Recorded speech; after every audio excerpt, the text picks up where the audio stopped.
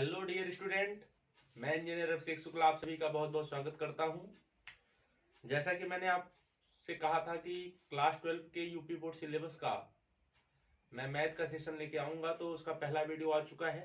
वो introduction part है। आव्यू का जितने भी बेसिक कॉन्सेप्ट थे उसमें मैंने वहां पे डिस्कस किया है। अगर आपने उस वीडियो को नहीं देखा है तो एक बार जरूर जाके उस वीडियो को देखिएगा। ठीक है, आज मैं आपको कुछ क्वेश्चन लूंगा जो कि एग्जाम में आने लायक क्वेश्चन जो हर साल आते रहते हैं। मतलब आप ऐसा समझिएगा कि इसी बेस्ड पे हो सकता है कि आपको सेम वही क्वेश्चन बोर्ड एग्जाम में मिल जाए। और साथ ही साथ आपको ये भी मैं बता दूं कि क्वेश्चन में होता क्या है, थोड़ा सा बस डेटा जो उसके अंदर रखे रहते हैं, जैसे कोई संख्या है, संख्याओं का हेर फेर कर दिया जाता है बस। बाकी क्वेश्चन का पैटर्न वैसे ही रहता है। आप हर चीजों को थोड़ा थोड़ा करके समझेंगे और कॉपी पेन को जरूर रख के इस वीडियो को देखिएगा, जिससे आप तुरंत वहां पे प्रैक्टिस कर लें और आपका इस टॉपिक पे जो है रिवीजन हो जाए। तो चलिए देखते हैं। एक क्वेश्चन है कि यदि a बराबर है -2 4 5, एक हमारा मैट्रिक्स है और एक मैट्रिक्स है हमारा b 1 3 -6, तो हमें सत्यापित करना है कि a इंटू बी का जो हमारा डैश यानी ट्रांसपोज होगा बराबर आना है b dash into a dash, यानी इसके बराबर आना है। तो अब ध्यान ये दीजिए कि हमें निकालना है यहाँ पर ए बी डैश का पहले मान। किसका मान निकालना है? ए बी डैश का मान निकालना है। उसके बाद मुझे करना क्या पड़ेगा, जो ए बी डैश का मान आ जाएगा उसके बाद बी डैश और ए डैश, यानी ए का भी डैश निकाल के बी का डैश निकाल के दोनों को आपस में मल्टीप्लाई कर देंगे और दोनों चीजें आपस में बराबर आ जाएगी। ठीक है, तो अब ध्यान दीजिएगा यहाँ पर इसका सॉल्यूशन देखिए।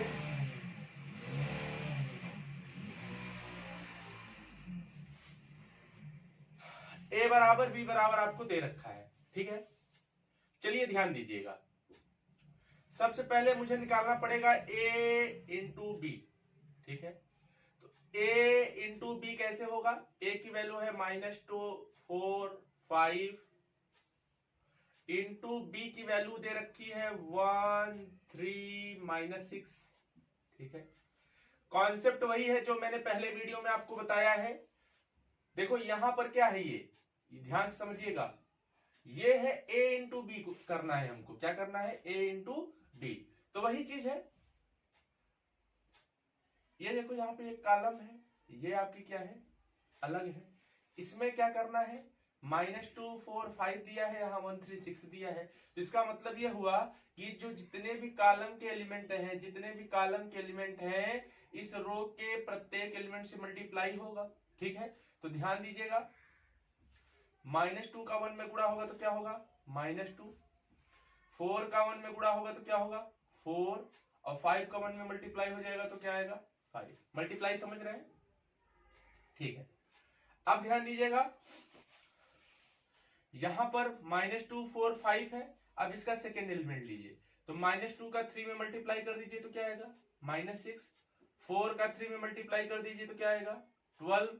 5 का मल्टीप्लाई कर दीजिए 3 में, क्या आएगा, 15। ठीक है, फिर इन एलिमेंट्स का ये लास्ट जो एलिमेंट बचा है -6, इससे मल्टीप्लाई कर दीजिए तो कैसे होगा, -2 का -6 में मल्टीप्लाई करिए तो क्या आएगा, माइनस माइनस प्लस हो जाएगा और ये आएगा 12। 4 का 6 में मल्टीप्लाई कर देंगे तो कितना आएगा, माइनस चिन्ह है तो -24 आ जाएगा। और 5 का 6 में हो जाएगा तो 6 पंचे 30 -30 आ जाएगा। ठीक है, ये मैंने a डॉट ये आप ऐसे कह लो कि a का b में मल्टीप्लाई किया है, a डॉट b कह सकते हैं आप इसको। अब ध्यान दीजिए, यहां पर कह रहा है ए बी का फिर डैश। तो अगर मैं ए बी मुझे पता चल गया तो मुझे इसका ट्रांसपोज यानी ए बी का डैश चाहिए, तो ए बी का डैश बराबर क्या मैंने आपको सिखाया था, जो कॉलम में है उनको रो में लिख दीजिए, या यूं कहो जो रो में है उनको कॉलम में लिख दीजिए। तो यहाँ पे देखो पहला कॉलम में क्या है, -2 4 5। क्लियर? इसमें देखिए पहला कॉलम लिख दिया मैंने, सेकंड कॉलम को रो में बदलिए तो -6 12 15।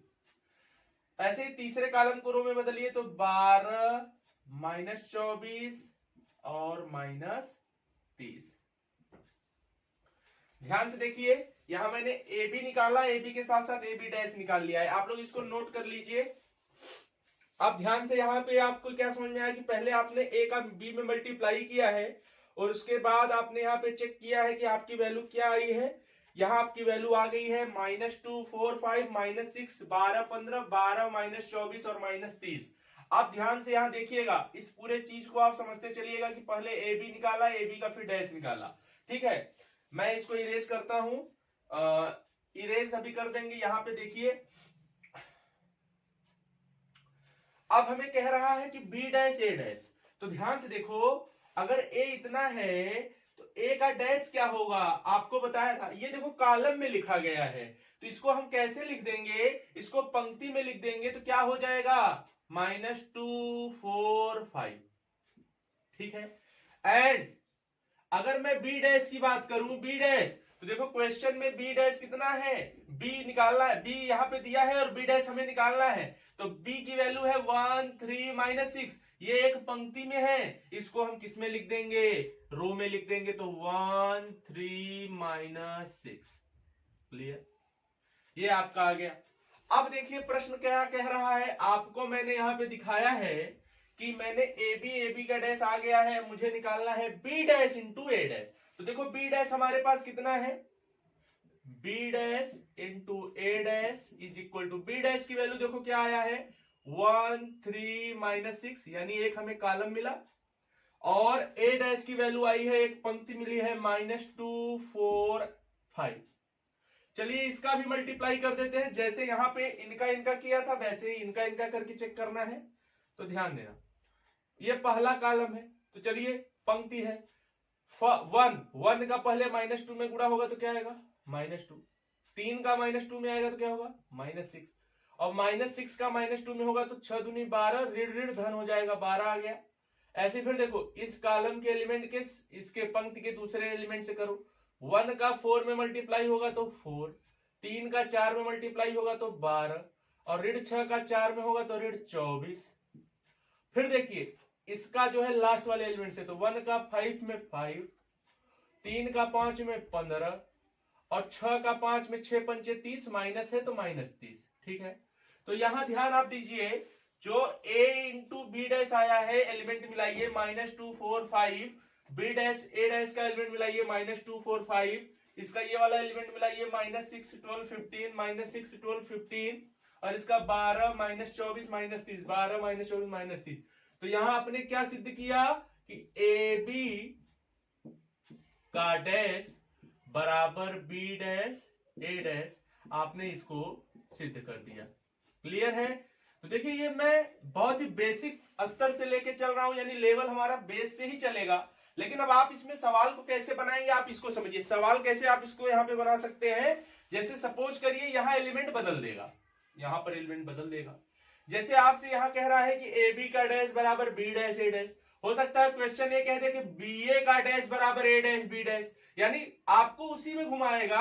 और आपको करना क्या है, आपको अपने बेसिक चीज को रिवीजन करके चलना है, जिससे क्या हो कि आपसे कुछ भी कहेगा काम आपको वही करना है। तो आप इसका स्क्रीनशॉट ले सकते हैं, मैं अभी हट जाता हूं, आप इसको नोट कर सकते हैं, और कॉपी पेन जरूर अपने पास रखिएगा। इसके बाद मैं एक दूसरा क्वेश्चन लूंगा। दूसरा क्वेश्चन,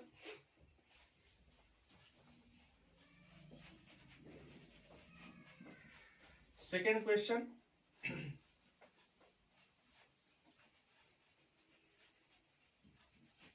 देखिए जितने भी क्वेश्चन मैं करा रहा हूं ये सारे क्वेश्चन बोर्ड के आए हुए क्वेश्चन हैं, और आप सभी रिवीजन के पर्पज से देखिएगा। ये मत समझिएगा कि आपका जो, जैसे कुछ स्टूडेंट्स का कमेंट था कि सर जो है ये बेसिक लेवल है बहुत ज्यादा, तो देखिए ऐसा है कि जब आपका बेस मजबूत रहता है, किसी भी आप सब्जेक्ट की बात कर लें, मकान।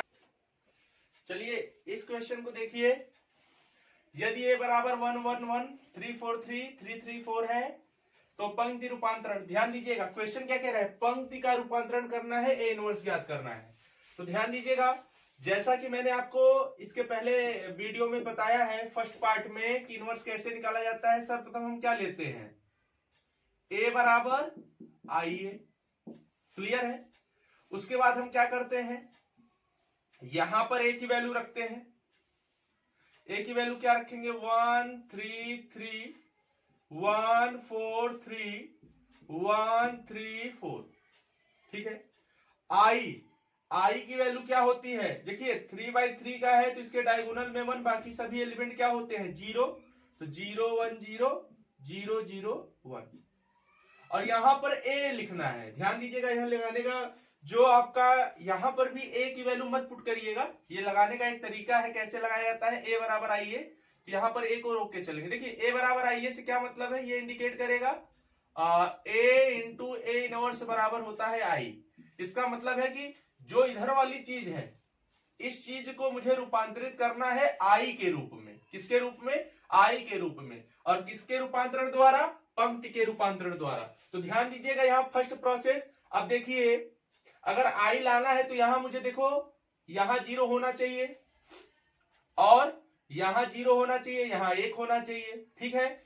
यहां 0 होना चाहिए, यहां 0 होना चाहिए, यहां 1 आना चाहिए और यहां 0 होना चाहिए, तब आपका आई में बदलेगा। तो ध्यान दीजिएगा यहां मैं आपको क्या बता रहा हूं,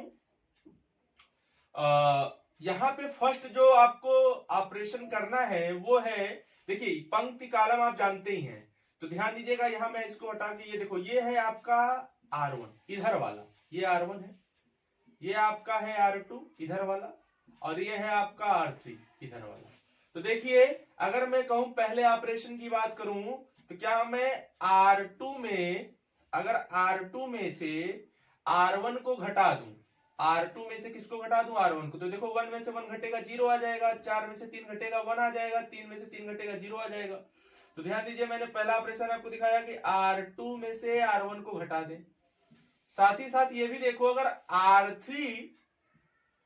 R3 में से भी अगर मैं R1 को घटा दूं तो 1 से 1 घटेगा, यहाँ 0 आ जाएगा, 3 से 3 घटेगा, यहाँ 0 आ जाएगा, 4 से 3 घटेगा, यहाँ 1 आ जाएगा। तो ये लाइन जो आपकी दिख रही है पंक्ति में वो आपको मिल जाएगी। तो पहला ऑपरेशन हम यही कर देंगे R3 माइनस R1। अब देखो अब हमें नई पंक्ति क्या मिलेगी, ध्यान से देखिए। फर्स्ट रो में तो चेंजेस नहीं हुआ है, उसको वैसे ही उतार लो 1 3 3। सेकेंड रो को ध्यान से देखो, इस वैल्यू में यहां पुट करना है, इस रिलेशन को देखो क्या मैंने यहां पे आपको दिखाया है, R2 माइनस R1। R2 की वैल्यू है 1 और R1 की वैल्यू है 1 पहले एलिमेंट में। तो ये 0 1 में से 1 गया 0, 4 में से 3 घटाओगे 1 आएगा, 3 में से 3 घटा दोगे 0 आएगा। क्लियर। इसी प्रकार R3 में देखो यहां पर क्या करना है, R3 माइनस R1 करना है। तो 1 में से 1 घटाओ 0, 3 में से 3 घटाओ 0, 4 में से 3 घटाया 1। अब देखो ये ऑपरेशन एक साइड में नहीं होता, ये ऑपरेशन आपको दोनों साइड में करना है। तो यहां देखो 1 0 0 0 1 0 0 0 1, R2 चेंज करना है। तो पहला वाला तो सेम उतारेंगे, R2 में R2 माइनस R1, तो 0 में से 1 घटाएंगे तो क्या आएगा -1, 1 में से 0 घटाएंगे तो क्या आएगा +1 और 0 में से 0 घटा देंगे तो 0 आ जाएगा। इसी प्रकार R3 में से R1 घटाओ, 0 में से 1 घटाओगे तो -1, 0 में से 0 0, 1 में से 0 1, ये आ जाएगा इंटू 8। ठीक है। अब चलिए देखिए यहाँ पे R2 R3 तो आई के जैसा मिल गया है, R2 R3 आई के जैसा मिल गया है। अब हमें R1 में इसको 0 करना है, इसको 0 करना है। तो कैसे होगा, अगर मैं कहूं कि R1 में से R2 का जो 3 गुना, यानी 1 को 3 बनाना है तो 3 का मल्टीप्लाई करना पड़ेगा। तो अगर R1 में से 3 गुना R2 को घटा दूं तो ये क्या बन जाएगा, 0 बन जाएगा, क्योंकि 3 1 का 3 0 हो जाएगा। इसी प्रकार अगर R1 में R3 के 3 गुने से अगर घटा दूं तो ये भी 0 हो जाएगा। देखो मैं क्या कह रहा हूं, मैंने कहा एक ऑपरेशन आप ऐसे कर दीजिए, एक क्रिया ऐसे कर दीजिए कि R1 में काम करना है, R1 माइनस कर दीजिए 3R2 और एक काम आप यहां ये कर दीजिए, R1 में करना है R1 माइनस 3R3। क्लियर है। अब चलिए देखिए यहां आपको क्या मिलेगा, यहां आपको क्या मिलेगा, देखिए आपने मैट्रिक्स बनाया, देखिए अगर R1 यहां 1 रखो माइनस 3 इंटू R2, R2 का ये पहला एलिमेंट 0 है तो ये 0 हो जाएगा, तो 1 में से 0 घटेगा तो ये क्या आएगा 1 आएगा। क्लियर। फिर देखो R1 का सेकेंड एलिमेंट क्या है 3 है, तो यहां 3 रखो माइनस 3 गुणते R2, R2 का क्या है 1 है, तो 3 1 का 3, तो 3 में से 3 घटेगा तो ये क्या आ जाएगा 0 आ जाएगा। क्लियर है। और फिर देखो ध्यान देना, ये क्रिया अगले स्टेप में कर देंगे, इसको मैं हटा देता हूं, नहीं तो एक साथ आप करने में हो सकता है कहीं गड़बड़ कर दें। इसको मैं हटा देता हूं, अभी एक क्रिया पे ध्यान दो, ठीक है। चलिए देखिए, अगर मैं यहां थर्ड एलिमेंट की बात करूं तो थर्ड 3 माइनस 3 इंटू 0, तो ये क्या हो जाएगा, ये आ जाएगा 3। क्लियर है। R1 3 है और R2 0 है, तो ये 3 में से 0 3 आ गया। अब देखो बाकी सारी वैल्यू आप ऐसे ही पुट कर लेंगे, 0 1 0 0 0 1 बराबर। अभी इधर भी काम करना है, तो इधर काम कैसे होगा, R1 का पहला एलिमेंट 1, R2 का पहला एलिमेंट -1, तो -1 -3 को क्या कर देगा, +3 कर देगा, तो 3 और 1 क्या आ जाएगा, 4 आ जाएगा। क्लियर है। इसी प्रकार ध्यान दो, अगला एलिमेंट ये 0, यहां 0 रख दो, -3 R2 की वैल्यू 1 है, तो -3 आ जाएगा, यहां से -3 आ जाएगा। फिर देखो थर्ड एलिमेंट ये 0 है, तो 0 में से 0 करेंगे तो क्या आ जाएगा, 0 आ जाएगा। अब ध्यान दो, बाकी सारी चीजें हम वैसे ही नोट कर लेंगे, -1 1 0 -1 0 1 इंटू 8। अब देखो जैसे R1 में मैंने किया था R1 - 3 R2, अब यहां कर देंगे R1 tending to R1 - 3 R3। Clear. क्योंकि यहां 1 है तो 3 का गुणा करोगे तो 3 3 ये 0 बना देगा। तो अब ध्यान दो, R1 में क्रिया करनी है इसके द्वारा, R1 का पहला एलिमेंट 1 है, -3 R3 का पहला एलिमेंट 0 है, तो ये 0 बना देगा, 1 में से 0 घटाएंगे तो 1 आएगा। सेकंड में ये भी 0 है, ये भी 0 है, तो ये क्या आएगा, 0 आएगा। थर्ड में देखो पहला एलिमेंट, ये थर्ड का क्या है, 3 है, R1 के लिए ये 3 है और R3 के लिए 1 है, तो 3 का 1 में गुणा होगा तो 3, 3 में से 3 घटाएंगे तो 0 आ जाएगा। अब देखो आपका काम बन गया है, इस वाले लाइन से आपका काम बन गया है, ये I के रूप में रूपांतरित हो गया है। बगल वाले को भी चेंज कर लीजिए, R1 में पहला एलिमेंट है 4, यहाँ 4 रखिए, -3 R3 का पहला एलिमेंट -1, तो माइनस माइनस प्लस हो जाएगा, तो 4 धन 3 कितना आ जाएगा, 7 आ जाएगा। क्लियर है। फिर R1 का सेकेंड एलिमेंट ले लीजिए, -3 है और R3 0 है, तो -3 आ जाएगा। R1 का थर्ड एलिमेंट 0 है, यहाँ 0 रख दीजिए, इसका फर्स्ट एलिमेंट 1 है, तो 1 का यहाँ पे -3 में मल्टीप्लाई होगा तो क्या आ जाएगा, -3 आ जाएगा। बाकी सारे एलिमेंट को आप नोट कर लीजिए, -1 0 1 इंटू A। अब देखिए स्टार्टिंग में मैंने बताया था कि A इंटू A इनवर्स बराबर I होता है, और I बराबर A इंटू A इनवर्स ही आया, तो यानी ये जो मैट्रिक्स मिला यही हमारा क्या हो जाएगा, A इनवर्स बराबर आ गया 7 -3 -3 -1 1 0 -1 0 1। ठीक है, इसको आप नोट कर लीजिए। और अगर कहीं पे अगर आपको समस्या है तो वीडियो को एक बार रिवर्स करिएगा, पीछे ले जाके एक बार फिर से देखिएगा कि कैसे क्रियाएं की गई हैं। नोट कर लीजिए, नोट करिए। इसके बाद देखिए, यदि f(x) बराबर एक फंक्शन है cos x minus sin x 0 sin x cos x 0 0 0 1, तो आपको सिद्ध करना है f(x) इंटू fy बराबर fx प्लस y। देखिए बहुत ही इंपॉर्टेंट क्वेश्चन है, इसको मैं डबल स्टार देना चाहूंगा, ट्रिपल स्टार कह लो, हो सकता है आपके बोर्ड एग्जाम में आ जाए। बहुत ही बढ़िया क्वेश्चन है ये, और 2-3 साल ये बोर्ड पेपर में आ भी चुका है। तो ध्यान दीजिएगा, यहाँ fx की वैल्यू दे रखी है, तो आप इसको कैसे हल करेंगे। चूंकि देखिए हमें क्या करना है, fx का fy में गुणा करना है, तो फंक्शन ऑफ x दिया है, तो आप इसी फंक्शन ऑफ x के साथ ही आप कहेंगे LHS। अगर मैं आपसे पूछूं LHS, तो LHS में क्या करना है आपको, fx इंटू fy। क्लियर है। तो fx की वैल्यू क्या है आपकी, देखिए cos x minus sine x 0 sin x cos x 0 0 0 1।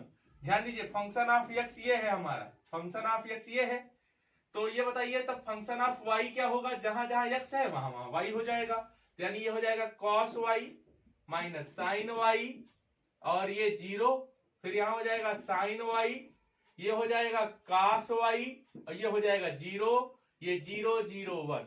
समझ में आई बात। अब देखिए इसका मल्टीप्लाई करना है, तो मल्टीप्लाई आपको मैंने बता रखा है, जैसे बताया था वैसे ही करना है। फर्स्ट रो फर्स्ट कॉलम, समझ गए, फर्स्ट रो फर्स्ट कॉलम, फिर सेकेंड रो फर्स्ट कॉलम, फिर थर्ड रो फर्स्ट कॉलम, तो क्या मिलता है नई मैट्रिक्स का पहला कॉलम मिलता है, नई मैट्रिक्स का क्या मिलता है, पहला कॉलम। चलिए गुणा करते हैं, first row first column, cos x का cos y में गुणा करना है पहले, cos x into cos y, फिर माइनस sin x का sin y में, तो minus sin x into sin y, zero का जीरो में करेंगे तो प्लस जीरो, ठीक है।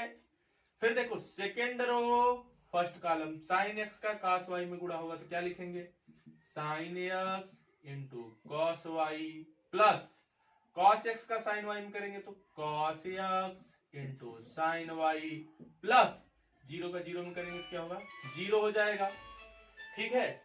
इसके बाद आपको क्या करना है, ध्यान दीजिएगा, जो है इसके बाद sin x cos y plus cos x sin y plus zero आ गया। थर्ड देखो, third row first column, zero का cos y में गुणा होगा तो जीरो, प्लस जीरो का sin y में गुणा होगा तो जीरो, वन का जीरो में गुणा होगा तो जीरो, क्लियर। ये फर्स्ट आपका मैंने कंप्लीट कर दिया। अब आ जाओ सेकंड में, सेकंड में क्या है, अब इन एलिमेंट्स का मल्टीप्लाई करना है, ठीक है। cos x का यानी first row second column, cos x का माइनस sin y में करेंगे तो क्या आएगा, minus cos x sin y, ठीक है।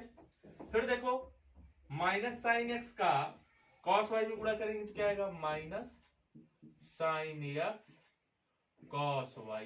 फिर देखिए जीरो, जीरो यहां पर जीरो का जीरो में मल्टीप्लाई हो जाएगा तो क्या हो जाएगा, प्लस जीरो, ठीक है। Second row second column, sin x minus sin y क्या आएगा, minus sin x into sin y। फिर देखिए cos x cos y plus cos x into cos y। फिर देखिए जीरो है तो जीरो का जीरो में मल्टीप्लाई होगा तो जीरो। फिर देखिए third row second column, zero का माइनस sin y में गुणा होगा तो क्या आ जाएगा, जीरो, जीरो का इसमें भी गुणा होगा तो जीरो जीरो जीरो, ठीक है। देखिए मैंने फर्स्ट कॉलम यहाँ तैयार हो गया है, सेकंड कॉलम तैयार हो गया है। अब चलिए लास्ट वाले से, तो फर्स्ट रो थर्ड कॉलम, क्योंकि जीरो का सब में गुणा करो, सब में गुणा करो, cos x का जीरो में गुणा होगा तो जीरो, फिर माइनस sin x का जीरो में गुणा होगा तो जीरो, फिर जीरो का वन में गुणा होगा तो जीरो, तो ये जीरो आ जाएगा, क्लियर है। फिर देखो second row third column, sin x का जीरो में गुणा होगा तो जीरो, cos x का जीरो में गुणा होगा तो जीरो, जीरो का वन में गुणा होगा तो जीरो, तो ये भी जीरो आ जाएगा। फिर देखिए third row third column, zero का जीरो में गुणा जीरो, जीरो का जीरो में गुणा जीरो, एक का एक में गुणा हो जाएगा तो क्या आएगा, एक आएगा, तो यानी एक, क्लियर।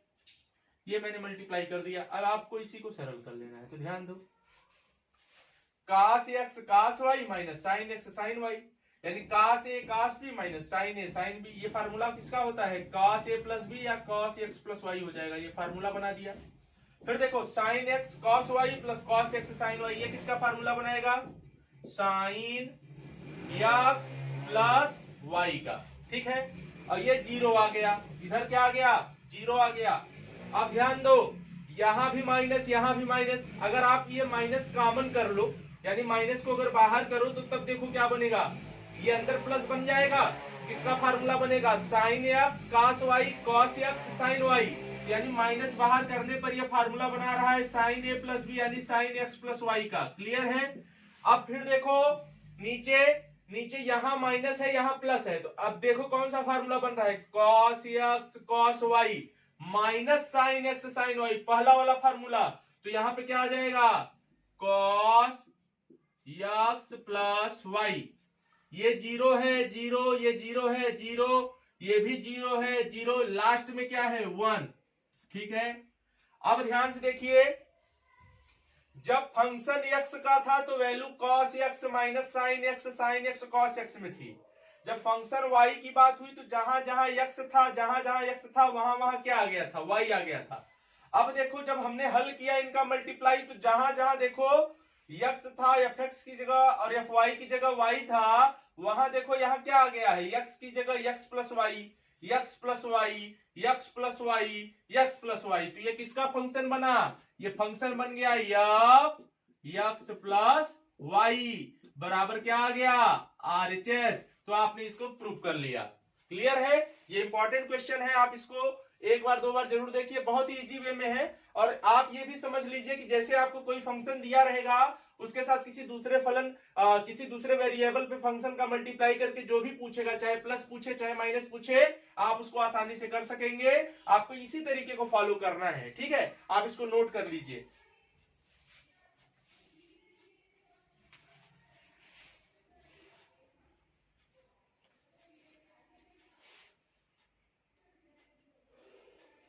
नोट कर लिया होगा?